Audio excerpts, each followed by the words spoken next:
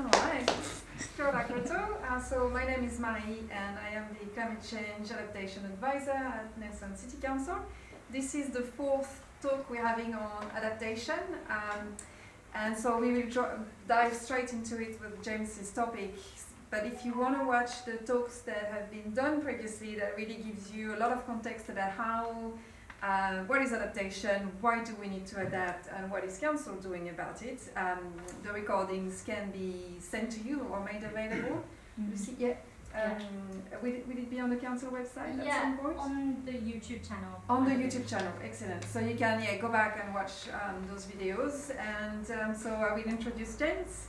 So James Butler leads the transdisciplinary science group at the Cawthron Institute, developing and testing participatory action research methods with multiple stakeholders and knowledge cultures to tackle complex problems, just like adaptation. He has been applying adaptation pathways thinking across Asia-Pacific regions since 2010. So for those of you who don't know, the pathways, adaptation pathways thinking comes from the name of a methodology called dynamic adaptation, adaptive pathways planning. That is a process that is used all around the globe on how to approach climate change adaptation, where it's a context where there's a lot of uncertainty and we need to keep adjusting as time goes on. So that comes from there. And James had a focus on island communities, livelihoods, and food system. All right. Welcome, James, and thank you for being here. Thank you.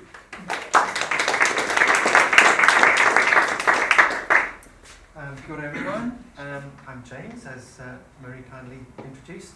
I work at the Cawthron Institute, and I think you had someone, if you were here yesterday from Cawthron yesterday, a colleague of mine, Alex Magnon, talk about adaptation as well from a slightly different perspective. Just in case you ask later, you may say, what is transdisciplinary science? The answer to that question is that transdisciplinary science, as you'll probably see from this presentation, it really looks at all kinds of knowledge types and brings them together. It doesn't look at one specific discipline, let's say chemistry for the sake of argument. It sees that all different knowledge types have equal value, and is the science of how you bring all those different kinds of knowledges together to solve complex problems, particularly sustainability issues like climate, for example. So I'm just going to talk to you for approximately sort of 20-25 minutes. It starts fairly conceptually, a bit of theory, not too much, I promise. And then I'll show you some practical examples towards the end with a video, which unfortunately I think the sound might be a bit quiet, but you'll get the gist of it anyway, which really puts what I'm talking about into very everyday practical context. So, can you see okay then? You sure you don't want to move? That's all right. Yeah, sure, absolutely sure. Do you want me to stand? Shall I stand over there? Because I don't actually need to be. I'm glad there's a guitar here that might come in useful later, as you'll see. Better? Yes. Okay, so, knowledge brokers. I'll explain what knowledge brokers are. Some of you may even be knowledge brokers, but you don't know it. Climate adaptation, I don't need to explain, hopefully. Otherwise you wouldn't be here, I suspect. Okay, next slide, please. Thanks. So, there's been quite a lot of work in the science field, at least, showing that the world is changing at an incredibly fast rate, probably faster than the human experience has ever seen before, on all sorts of levels. And this was actually back in about 2000, I think, where there was an article published in New Scientist, which even then, if you look here, I don't know if you see on that post-it, that actually says 2000 there. This is time along the bottom. This is the rate of change amongst a whole variety of indicators across the globe. Biodiversity loss, water use, species extinctions, etc., etc., etc. And the curve, as we say in science, is exponential. In other words, it's getting faster and faster and faster. And that was 2000. So where we would be now, 20 years later, I shudder to think, but certainly the trend is quite clear. And Professor Albert Bartlett famously said the greatest shortfall of the human race is our inability to understand the exponential function. We are wired just to think linearly, that one thing leads to another, and we're also wired to think in a very reactionary way. We don't actually do much until we absolutely have to. And there's very good reasons for that. Why would you waste energy when you probably don't need to? Why would you put a lot of trouble into something that actually doesn't yield any benefit? Ultimately, we are all economic animals. We just want to see the maximum benefit for the least amount of investment. That's how we operate. But this is really our core problem at the moment, is that we can't operate like this anymore. Next, please. Thanks, Sarah. And here's another graph, which is, again, probably burned on most of our psyches, particularly those of us aware of climate change. This is just yet another IPCC graph showing how global temperatures are increasing. The other issue here, though, around climate, as you well know, is that while the trend is upwards, beyond 2050 and who knows when, actually the range of possibilities is huge, depending on how we as a society respond. And so there's not just an increasing trend, but there's also a huge amount of uncertainty about what will happen next. So add that onto the mix of rapid change. Thanks, Sarah. And there's a guy called Ebi Obeng, who's actually from the business world, and he gave one of those TED Talks back in 22, which was quite interesting, which we latched onto. So just the first thing. So we know the rate of change is going something like this for all of us. And then he suggested next that unfortunately our rate of learning, the human rate of learning, and our ultimate reaction is slower than the rate of change, to the point where we're actually playing catch up every day.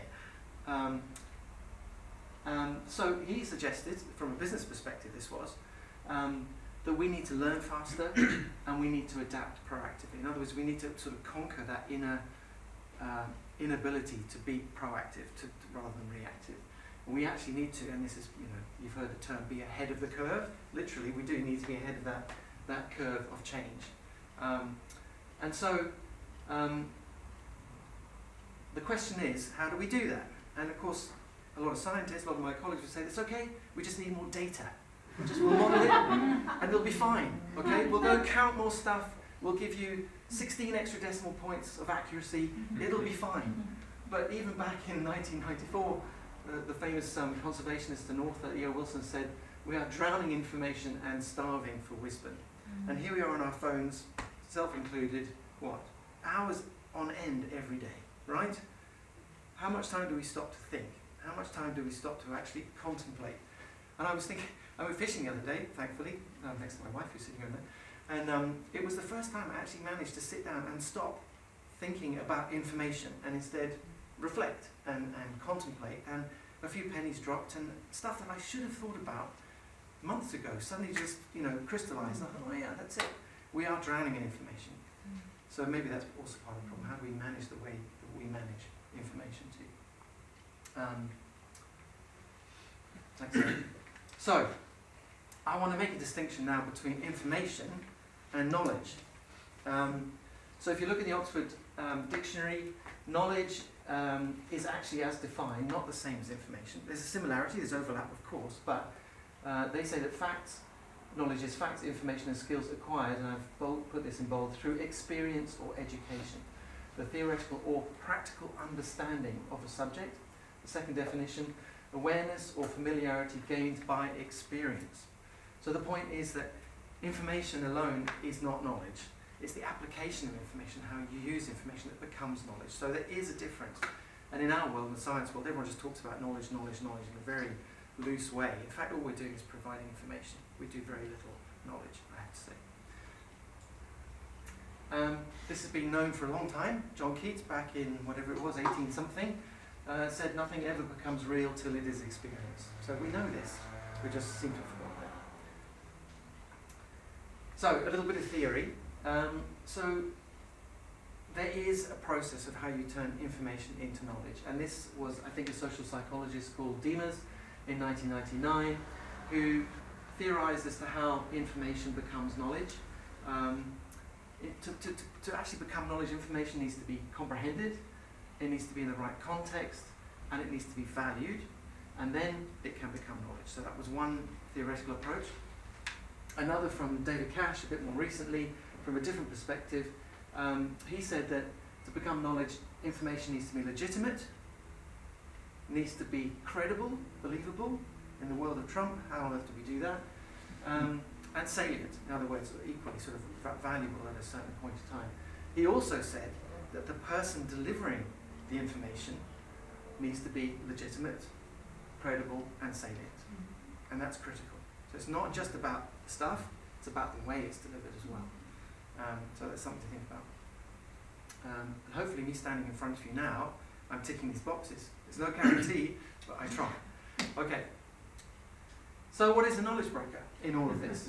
It is somebody who makes that stretch between the information and the knowledge. And as the diagram indicates quite clearly, it is a stretch. It is hard work.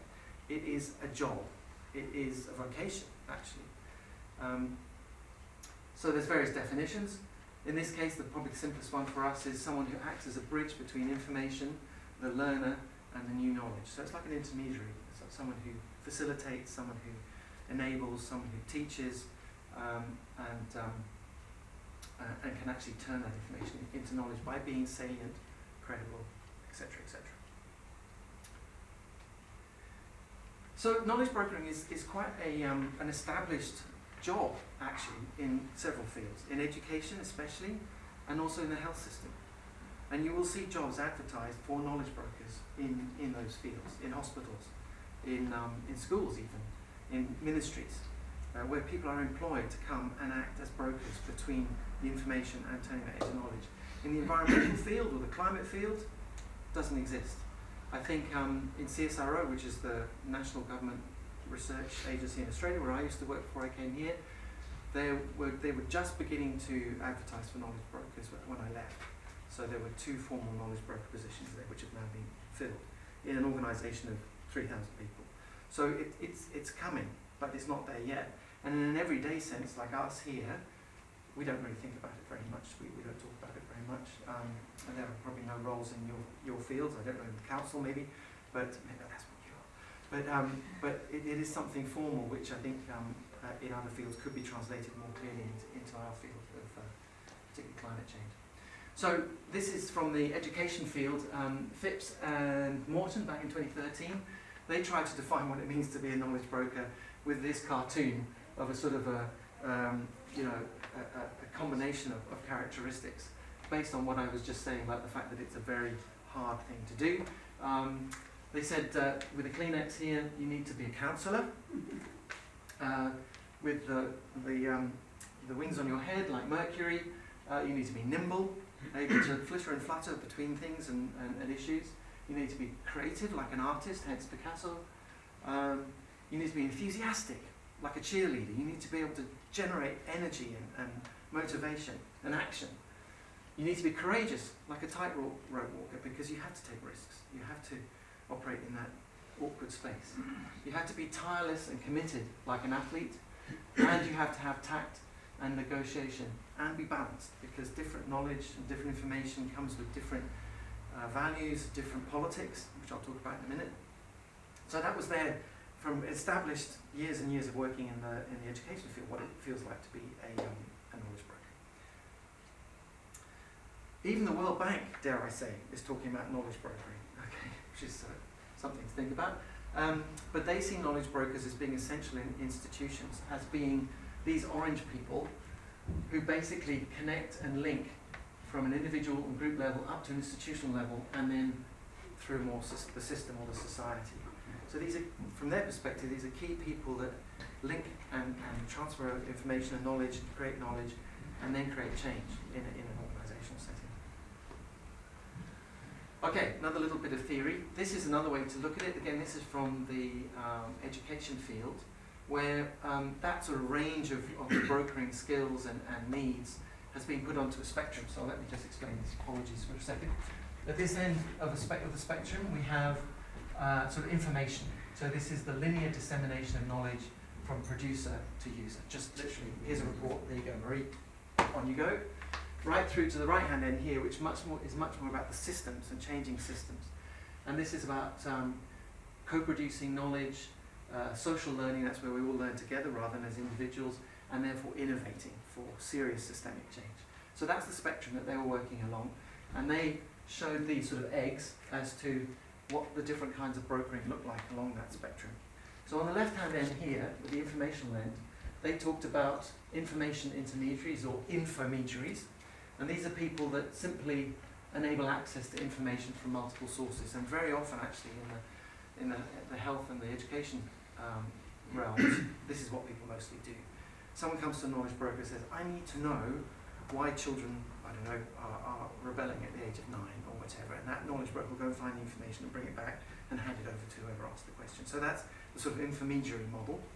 A little bit further here is the sort of knowledge intermediary or the knowledge translator, and these are people, well, this brokering is about helping people make sense of and apply the information. So having delivered the report, you'll actually sit down with someone and work through it and explain what's in there rather than just handing it over.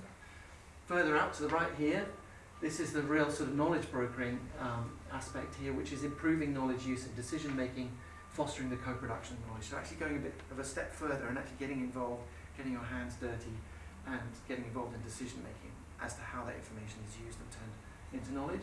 And then way out on the right here, this is the innovation broker. This is someone who influences the wider context, reduces transaction costs, in other words, facilitates innovation. So this is someone who's really interested in making change happen, big change. But to do that, to be an innovation broker, the eggs, as you can see, are nested. In other words, to do the innovation brokering, you need to have the knowledge brokering, you need to be the knowledge translator, and you need to be the intermediary, because it's all part of the same package.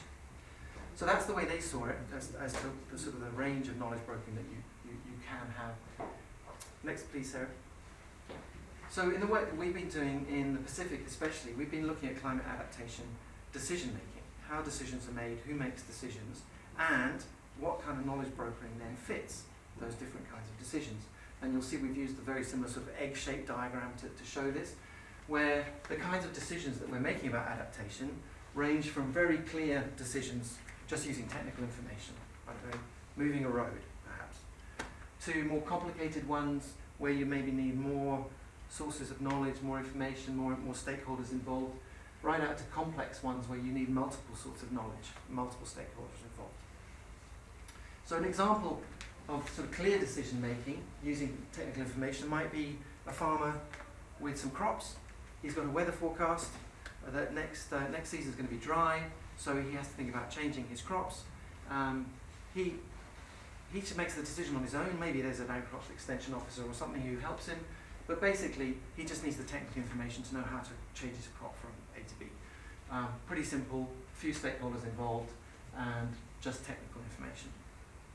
Somewhere in the middle there is maybe something a bit more complicated where, for example, the tuna fisheries in the Pacific. Everyone wants to catch tuna, everyone loves tuna, there's no question about that, but we've got many more stakeholders in the room, multiple countries involved, fisheries ministries, private sector companies, processing, etc., etc., etc. So making decisions about how we manage tuna better in the Pacific requires more expert knowledge, more different kinds of knowledge, but we're all heading in the same direction, so it's a little bit clearer, but still complicated. And then finally, complex decision making. This is where we've got multiple stakeholders involved. Many of them have differing views.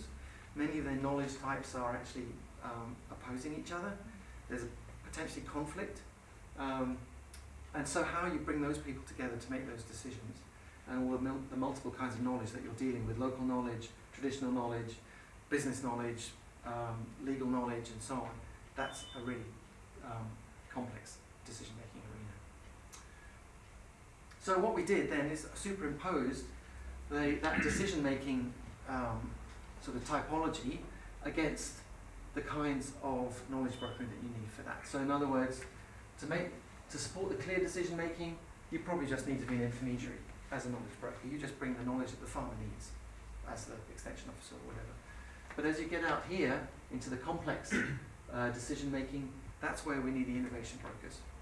And I say brokers deliberately because very often you can't just have one person doing that job of facilitating these really complex decision processes. You need a team of people with different skills and so on, and that's more or less what you've got in the council. Okay. We went a step further as well and then thought about, okay, in those different contexts, what are the kind of competencies that the knowledge brokers will actually need to facilitate those different kinds of decisions set against that spectrum? And the competencies are kind of our inherent skills. You can learn skills and that becomes capacities, but your competencies are things that you kind of do well naturally. So for all of the knowledge brokering types, you need good administration and communication skills. That goes without saying. you need good interpersonal skills. But as you get further out to the right, so learning, integration, strategic thinking, being happy with ambiguity, that's uncertainty, systems thinking, critical thinking, entrepreneurial thinking becomes more and more important. And again, I come back to this point that can't all be bound up in one person. You really need a team of people when you get to this end and dealing with this really complex decision making. Okay, now I don't know if, do you remember Gary Larson? Anyone my generation? Yeah. Remember this cartoon? I love it. Anyway, at Cawthron, this is what I feel like every day. Okay, we have the chemists, we have the marine biologists. No offence to anybody, of course, but this is what they do. They're experts in the tail of the elephant, or they are analysing the test tube, which is the tip of the tusk. That's what they do. That's what Cawthron is for. High expertise, just like any other research institute, in very specific things. But unfortunately, for complex problems and that right-hand end of the spectrum that I was talking about, we need more. We need all of those knowledge types to come together so that we can see the problem in its entirety. And that, in brackets, is what transdisciplinary science is really about. So knowledge brokering is about trying to combine as well all of these different knowledge cultures. So there's a different language for the chemists. They use a different language in Cawthron than the marine biologists compared to the aquaculturalists. You know, that there's different ways that the people operate, and so that's another level of complexity that knowledge brokers have to deal with. And I'm sure you've also heard the term that knowledge is power, right? Yeah. And so the top bird shits on the next one, and so on. We all know this. This is life. This is every day. Okay, right? And knowledge sits in all that as well. Yes. And there's an academic from Australian National University in Canberra called Valerie Brown, whose stuff I've used quite a lot. But she thinks about very clearly about how knowledge and power are related together, and she looks at again these different sort of knowledge cultures in these categories. There's individual knowledge. Each one of us has individual knowledge. I know how to ride a bike, just. Then there's local knowledge, which is sort of the local encapsulation of local knowledge, of all those individual knowledges. Then there's specialised knowledge, so there's legal knowledge, there's economics, there's doctors, there's cab drivers, etc., etc. So that's specialised knowledge. And then there's strategic knowledge, which is the guys who make the decisions. These are the sort of political knowledge, the moves and the shakers, the Shane Joneses of the world, and Donald Trumps. And then she says, you can't quite see that, there's holistic knowledge, which is actually more of a systems view of how everything works together. So she says, at least in a Western sense, that there is a hierarchy of power amongst these knowledge systems. Local knowledge generally is frowned upon by specialised knowledge, and specialised knowledge is generally frowned upon by strategic knowledge. In other words, the politicians look down on the scientists look down on the locals, and not sure who the locals look down on, maybe. But she says that knowledge broking is really about how do we equalise all of those different knowledge types and then combine it to become more holistic. And that's really the elephant, if you like. That's combining all those different kinds of knowledge cultures. So again, that's another way of thinking about this. So to be a knowledge broker, as well as all the other things I've said before, you have to be extremely cognizant of power and what power looks like. And there's many, that's a whole different talk, another day maybe. What is power, how it looks like, how is it exercised. But it is something that's all around us all the time. And to do this job really well, especially in that complex decision-making arena, you need to understand this. Okay, so now some practical examples of some of the work we're doing in the Pacific. I don't know if you can quite read that. It says transforming food system for climate future. So this is work that we're doing in the Solomon Islands and Kiribati, where we're working with local communities, testing methods and processes, knowledge brokering, to help them shift their food systems from where they are now to where they want to be despite climate change. In the Pacific, you're probably aware there's increasingly a problem with obesity and child stunting. a lot of imported foods coming in, particularly from China, processed foods, and the old traditional ways of eating are going. And that has all sorts of knock-on effects on health and education and so on. This is a bit of artwork that was produced by our friends in the Solomon Islands, showing how they conceive their pathway in their waka, it's not Woloa, it's a Temuku in the Solomon Islands, trying to follow the dolphins, who are, if you like, tauma species, towards their desired future on this island in the future, despite all this growing change and shocks and so on. So these are our friends in the Solomon Islands that we've been working with, and these are our friends in Kiribati. Two very different situations. Kiribati coral atolls with severe risk of going underwater, whereas the Solomon Islands much higher sort of volcanic islands with completely different culture and food systems as well. So within these two groups of people, we've been trying to see who are the knowledge brokers and how would they operate and how can we support them? What tools do they need? What skills do they need? What competencies do they already have in those two very different cultural situations and very different political situations? Here's an example. Here's a young guy from Solomon Islands study site, and he's got it. He's just brilliant. He's one of those people who's infectious with his optimism and energy. He's an artist as well. In fact, he drew that picture which I showed you at the beginning. And he leads the youth groups, and so he's got it already. And there's young ladies too who are very, very good at it, but in a different way. And they explain and they teach, particularly to the women, how they want to do things. A slightly different way of operating. In Kiribati, this is actually the mayor on the island, and she has emerged, despite her formal position, as being someone who has those natural competencies and is able to drive the change and lead the change because of her position. So she's actually very powerful. So now there's a video, and I don't want you to look at this person here, this white guy. That's me, unfortunately. But I want you to focus on this lady in red here, who is actually a broker from a local NGO. And again, she has a lot of the competencies, and one of the tools that she's developed for herself to be a really good broker is writing songs about change and how to generate change. This has a very strong connection to church in the Solomon Islands. Church is very strong, singing is very strong. They spend hours in church every Sunday singing. It's wonderful to listen to. So a lot of this idea is built off that sort of church culture, which you can imagine. So I think if you just press play. Can you hear anything? No. It's okay, it's muted. But the point is that you'll see, as you look around, here she is kind of leading the song, and everyone else is effectively following her. There are some other brokers in amongst them. But she has basically generated this energy and this change, and behind them, the big picture you can see hanging, is their vision for the future and how they want to get there for their food system.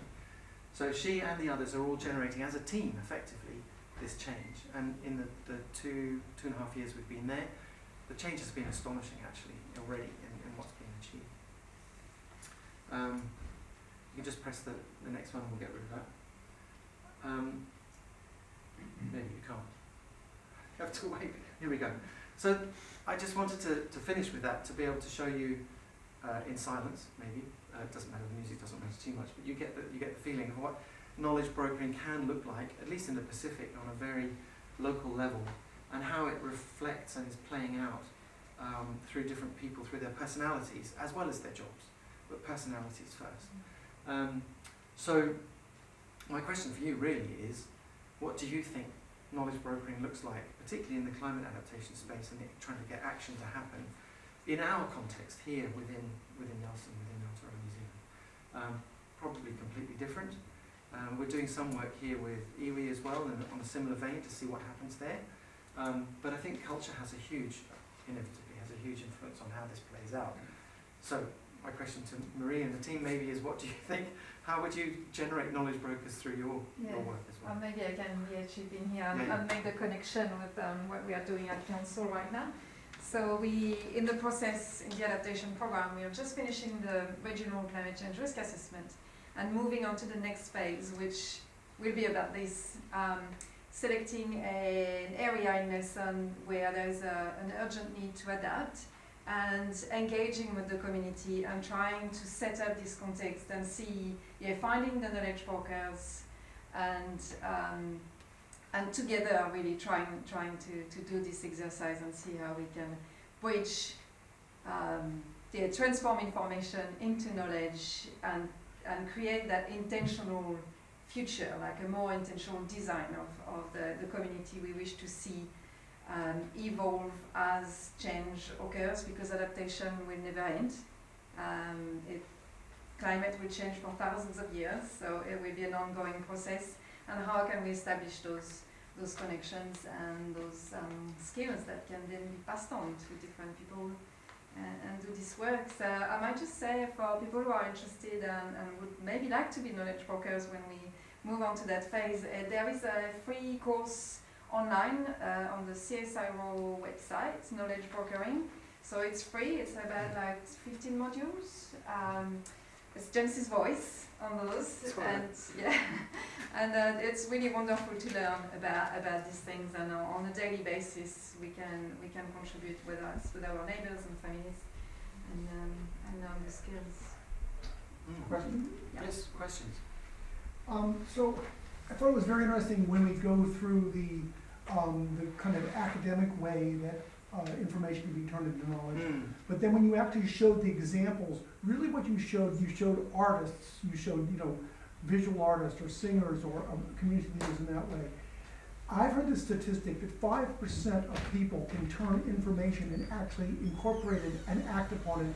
The rest of the 95% are actually motivated and moved in their lives by movies, celebrities, by important books, things, a lot of fictional things. And so my question here is, are really the knowledge brokers from academia and from science backgrounds, or are they really the knowledge brokers, what you're talking about, are they actually artists? Artists. Yeah. I suspect a lot of them. If you remember, one of the competencies was creativity. Do you remember on that sort of bar chart Yes. of blues?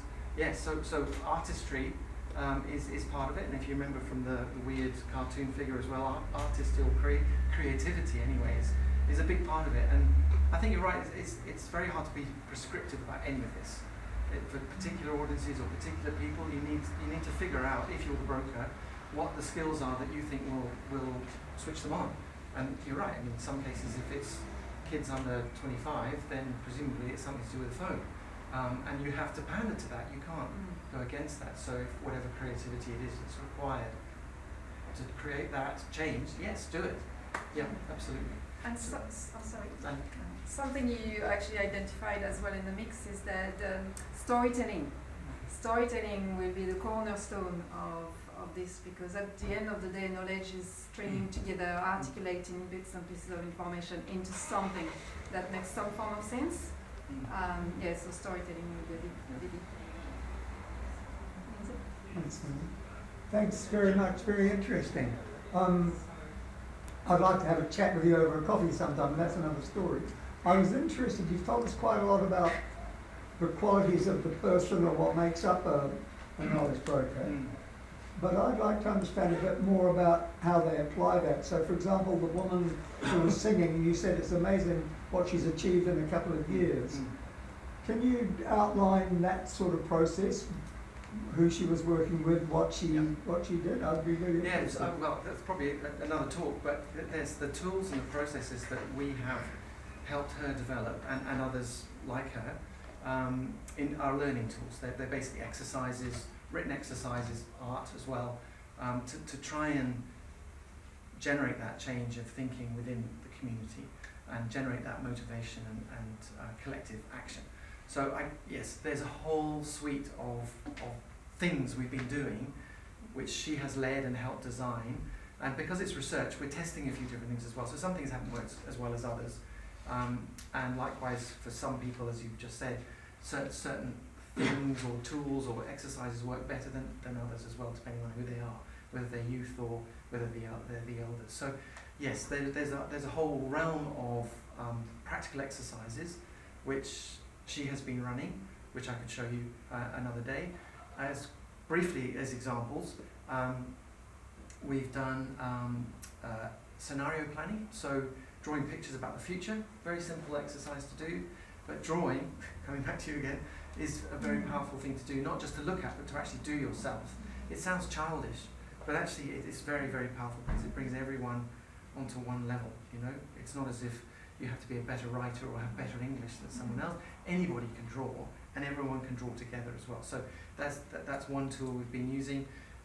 Another tool has been drawing maps of their food system, where all their food comes from, where their waste goes, what comes in, what goes out. Again, drawing very much at the centre of that, and that can become quite creative as well. Storytelling, and dancing, and making up dances about you know, whatever an issue is. That's been done as well. So a whole range of tools anyway that we've been running as a process in a very what's the word, deliberate way. Thank you. And then what we've been doing, just so you know as well, is tracking that change every 6 months to figure out how people's minds are changing, what their thinking is changing, how their actions are changing, and why, and then trying to relate that back to some of the activities that we've been doing. Right. Yeah, I'd love to talk about another topic. Yeah, maybe. Today. I might pick up on the scenario planning mention, and then I will give you the question. So scenario planning is a methodology that is used more and more by a lot of, by some ministries and all sorts of organizations, whether private or public, to try and keep making decisions even though the future is really deeply uncertain. And so that's a very strict methodology, and I would love to talk again about this. Jenny and Lindsay, you've heard about it the other day in a talk on climate change and trust and institutions. But yeah, those methodologies, they're very robust and they're picking up pace now. We see them appearing in all sorts of situations, and they will be a great tool for council and for the community here. I've got an earworm going on through listening to this. I'm sorry I came late, but it's citizens' assemblies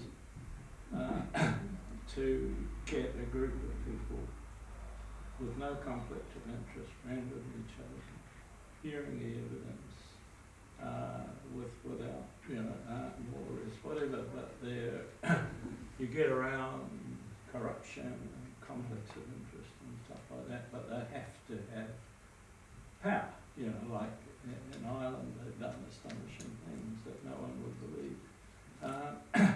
Have you beaten this around in your heads, this kind of... So yeah, there are a few examples around the world of citizen assemblies. There are some very successful cases, but there are also cases where the ultimate decisions or recommendations are not being followed by politicians. So that's the context in which we are, where I think we get there, but I think it's still in the early days of the citizen assembly, where there is a bit more a need for acceptance from the local decision makers. We'll get there, and it has a place for sure. I know in France they've done one on climate change, and it was very successful, like 200 people. It was a big one. It's also very expensive to run, and I think that's one of the barriers to doing it properly here. Yeah. But it's coming, so keep pushing, keep trying, and keep doing it at different scales. Just listening to what you said throughout your talk and with the examples, it seems to me that somebody needs to tell the government that their education program is running in the wrong direction. Would you like to comment? In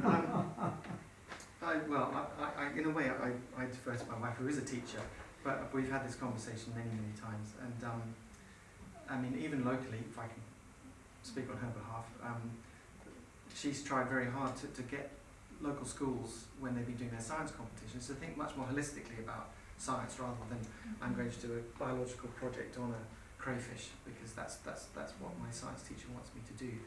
And I think, yes, in terms of this and thinking more systemically or systematically, more creatively, we're missing something. Definitely, not just here, it's global, I think, probably. Yes, you're right, there is an age where we have a chance to actually change the way that we think as society, and we're missing it at the moment, I think. Nettie probably wants to say something.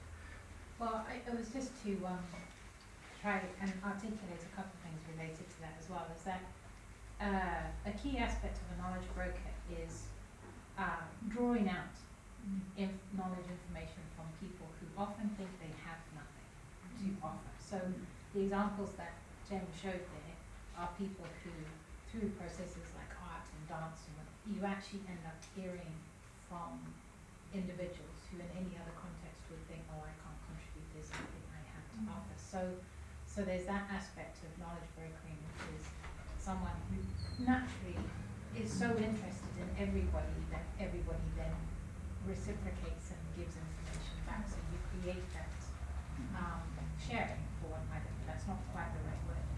But the other thing is that, I don't know what point it happened, but accountability often is done through things that are then measured. And one of the biggest problems of adaptation is how do you measure adaptation in the classic biophysical way? You can't. And yet a lot of the government systems are, and we as voters still demand accountability for a set of measurements. How much has changed? And so those measurements also are a big problem. So the education system is really constrained by the demand to show that you have achieved something with what measurement, and those measurements are often completely ridiculous and don't actually reflect any change on the ground. So that's another aspect that needs to be adapted is the public's acceptance of what a measurement is and the demand. So we tend to go, they're not delivering, but we have to also ask on how we know and accept what has been delivered. So it's a two-way conversation. It's not demanding others change, it's also demanding that we change how we see that adaptation has happened. We can sit there and go, they've done nothing, they haven't adapted, but it goes both ways. And here I can refer you to the talk that happened yesterday with Alexandre Magnan. That's exactly what he talked about. How can we track and measure adaptation and find a language, a common language by which we can assess those progress. And on education, I've been like system thinking. We live in an age with the level of complexity that I wish we would see that in school, from primary school, that kids are being taught to think in terms of systems and dynamics. The only sort of bright light I've seen, certainly which has changed since I was at university or school, is that at least you can now do mixed courses at university. You can do sciences and art, for example. I couldn't. You had to just choose one, and that was it. But that's almost too late. I know. That sort of ability or that option needs to be provided, I think, at an earlier age. But who are we to say? The education system is just a behemoth. It's a massive thing to tackle. Natty? Thanks. I was wondering about, I only just finished the e-learning module on the climate centre. You done it? Yeah. Well done. I did. What it confused me, because it's great that it's in the islands, just seemed very Eurocentric, and I was wondering, and it's great that you got people signing up, but I'm wondering, does that require assimilation or expertise? And I don't mind, good knowledge is good knowledge. And sorry, two questions in the other one. So you've got the different types of knowledge brokers. So what I know is we've got plenty of really good information. So at the start of the spectrum, yes, sweet as, there's all that good information. People aren't really arguing about it anymore, and at the other end, we'd like some action. Just wondering where we need the really good knowledge brokers in that loop to actually get stuff done, because at the moment, it seems like at the start you said we're gathering all this information, let's get more information. We're not really getting the outcomes we would like. So I'm just wondering where that expertise needs to be focused, and also I'm just curious how you managed to sell it to iwi, given it's very Eurocentric. Yeah, well, okay, I'll answer that as well. So your first question, the tools that are in that course, for example, that's the sort of the skeleton, if you like. The flesh that you put on them, in other words, how you apply them, is entirely up to whoever the broker is. And there's many ways you could do a lot of those exercises. They don't have to be exact in a sort of scientific sense. So there is some latitude there, but I agree with you that that's the beginning of a process of actually trying to see how, in this case, the Pacific Climate Change Centre would like to change stuff and apply it differently in their work. I think at a policy level or sort of government level, that stuff works quite well. At a community level, as we're discovering, there's probably a slightly different approach that you start to take, which is what we're really trying to figure out through this. And hopefully working with iwi, likewise, we'll find out as well how they would like to change and do things slightly differently. But you have to start from somewhere, so that's all we're doing, is taking the first baby step forward, really, in that sense, particularly at the local level. And second question about sort of the capacity and how we're going to find these people. As I said, earlier on, that at least in the health sector and the education sector, there are formal jobs that are now appearing for people to be knowledge brokers, albeit at that sort of intermediary end of that spectrum, sort of more just, here's some information, here you go, use it. Trying to find people at the right hand end of the spectrum, people who are really going to innovate and make change happen, which is hard work, those positions don't really exist. There's not in a formal sense anyway. So very good question, how do we find those people, and then how do we support them? Because it's not really a job, it's more like a vocation. It's something you do in your spare time, it's something you do when you're playing soccer, it's, you know what I mean? It's everything all the time. And one of the questions that we're asking through this research in the Solomons and Kiribati is, how do those brokers actually manage, and what support do they need, and especially culturally, how does it fit? Are you a kaitiaki, or what's the, how does it work? And we don't know the answer yet, but it's a big question, because it's hard work, stretching between those two clouds, information and knowledge, and being stretched. Yeah, it deserves something, some recognition, some payment, something or other, but how you provide that is really hard to know. Yeah. And how do you do? Can we do a couple of more questions, or you are in a Thank you. I'd like to comment that we're dealing with an incredibly important issue here, and thank you for framing it the way you have, because we've got issues like silo thinking and integrating them. We've got issues like the brokering you're talking about, or systems thinking. And I just think we can't push this idea of integration fast enough. But I do want to pick up, thank you, John, for mentioning citizens' assemblies, because that kept coming into my head as you were talking. And I just want to say, Marie, with all respect, I'd like us to be framing that differently. Instead of saying they're terribly expensive, I think we should be saying they're incredibly good value, because they're actually, we're making big decisions, and the worst thing we can do is make those first decisions wrongly.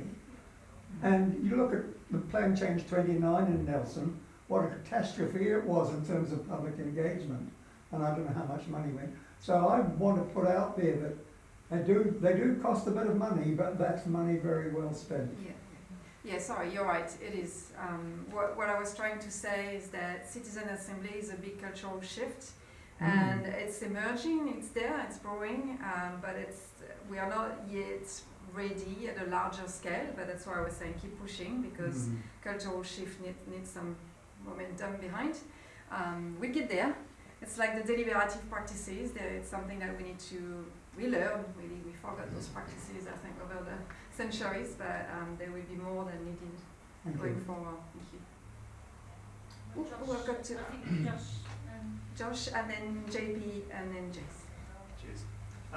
Thanks, James. I really appreciate that talk. Just adding on to what Maddie was saying around kind of diverse views that you might want to integrate in the process. I suppose my observation of kind of recent times really seems to have been that we've kind of regressed in terms of recognising diverse views, and also even just kind of evidence-based decision-making around science as well. So my question is, in terms of the knowledge brokering and such, is that kind of, what are you seeing in that space, and how do the knowledge brokers navigate being able to deal with kind of the realm of disinformation and misinformation, and how does it change their Yeah, approach? And it's a how, good question. yeah. I mean, I don't have any, certainly through my work, I can't give you any direct, examples of how people have had to deal with that, but I can imagine this is just, it's happening. So I can't answer that question, but it is difficult. It's really difficult. And remember the sort of theoretical stuff about credibility and salience and so on. And that's front and centre in all of that, and how people, what they perceive as being credible, and therefore what information becomes knowledge is at the moment really hard. So all I can imagine is that it's making some knowledge brokers' lives very, very difficult. Right. Even more difficult than it would be anyway. Sure. In terms of the sort of diverse knowledge types and so on, I mean, I think that's central to this. As a broker, you have to recognise all the different knowledge, kinds of knowledge, and I think one of the, if I can say this, one of the challenges I've found coming here to Aotearoa New Zealand is that a lot of knowledge, certainly Te Ao Māori and sort of Western knowledge, if you like, are kind of becoming separated. Maybe they always were, probably, but it's becoming worse from my perspective. And if we want to really genuinely tackle the elephant, we have to be more cognizant of how to bring it together, rather than be exceptionalist. In other words, we can only do it this way, we can only do it that way. And that is, for you guys living here as citizens, wherever you are, wherever your backgrounds are, I think that's a huge challenge at the moment, because it does feel like the two knowledge systems are just heading off in different directions. Maybe I'm wrong, maybe we can tackle stuff with Western science over here and that'll be good, and Mātana Māori will tackle stuff over here. Maybe, I'm not totally convinced, but we'll see. Yeah. But that is a big challenge here. JB? I'm just wondering, you mentioned like an initial area for engagement in terms of adaptation, and I'm just wondering, has that area been chosen, and what is the process that the council will go through to pick an area that is? Yeah, okay, I'll be quick on this one.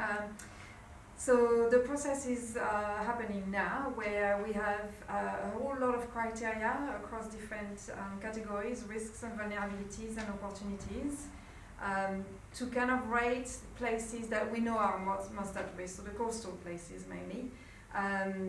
And yeah, just rating them, calling on expertise from a whole lot of staff across council, make sure we rate things properly, and having a dedicated balancing act between urgency of action and complexity. It's the first time we do this exercise as a council, so we are cautious and aware that when the first time you do something, you need to learn and pace yourself, so you can we might make mistakes that we want to learn from and then pick up pace. So yeah, that balancing exercise between choosing an area that's not too complex, but we know there is urgency. So we should settle on a place within 2 to 3 months, I'd say, and then get started really quickly on actual adaptation planning. With the community. I'm just wondering, like, it almost feels like you need that local knowledge as well, though. So is it like a community engagement part of that process, or is it all just council driven? Some of that was gathered in the past through the first steps of the adaptation process, where council has engaged with many communities, I think 11 different communities, to collect information, values and priorities and objectives. But I think one of the things that's really salient is the physical hazard, right? We don't want people, and some people are really at risk, and so that is also a very important component on it. And there was, sorry. It's just a depressing thought. I'll get it out of my head. Everybody wants other people to change, and nobody in their comfortable lifestyle is willing to look in the mirror. And until we can do that, and individuals can see that they are the problem, it's not, this is, I've just, been in this for, 30 years, and that is, to me, the key problem, is people won't look in the mirror. The problem, they should fix it, they should do something. And I don't know how you get around that. I think that some of that answer to that is in this, in terms of bringing people together to almost become mirrors for each other. Yeah. Because just anything done individually generally doesn't achieve a hell of a lot. collectively, we're much stronger. And if you can bring people together to actually force themselves through these tools and techniques that I was sort of skimming over earlier, to actually force each other to look at each other's and themselves and their values and their actions and their words, that's one way to do it. So I think collective action, collective decision making, assemblies, etc., etc. It costs money. Yeah, it is expensive. All of this is expensive, unfortunately, but it is the only way to actually get that mirror and start people looking in a concerted way. And just one very quick thing, I could be here for days just spinning things.